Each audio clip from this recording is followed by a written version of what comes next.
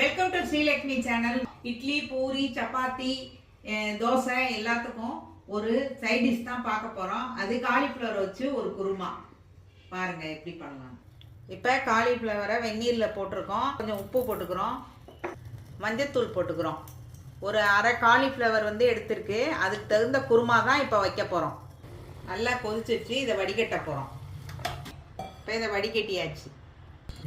2 spoon எண்ணெய் ஊற்றிருக்கு. 1 spoon சோம்பு போட்டிருக்கு. சோம்பு நல்லா பொரியணும். பூண்டு போட்டிருக்கு. பச்சை மிளகாய் போட்டிருக்கு. 2 ஸ்பூன் எண்ணெய் விட்டுருக்கு. ஒரு ஸ்பூன் சோம்பு, 5-6 பூண்டு பல், 2 பச்சை மிளகாய் போட்டு நல்லா வதக்கிக்கிறோம்.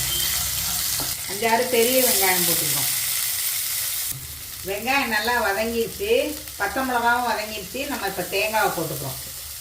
தேங்காய் 5 ஸ்பூன் போட்டிருக்கு. இப்போ இஞ்சி சின்ன துண்டு 1 போட்டிருக்கு கட் பண்ணி. அதையும் லேசாக லாஸ்ட்டில் போட்டு வதக்கணும். லேசாக வதங்கினா போதும், ஆஃப் பண்ணிடலாம்.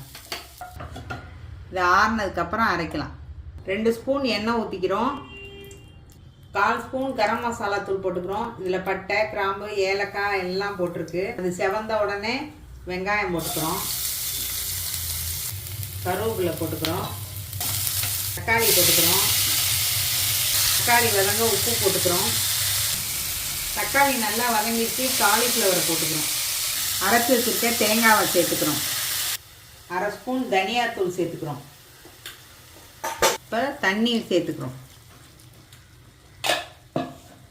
இந்த குருமாவுக்கு தேவையான தண்ணி சேர்த்துக்கிறோம். தேவைக்கேற்ப உப்பு போட்டுக்கிறோம்.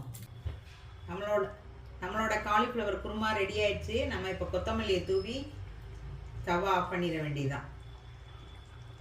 ஸ்ரீலக்ஷ்மி சேனல் லைக் பண்ணுங்கள், ஷேர் பண்ணுங்கள், சப்ஸ்கிரைப் பண்ணுங்கள்.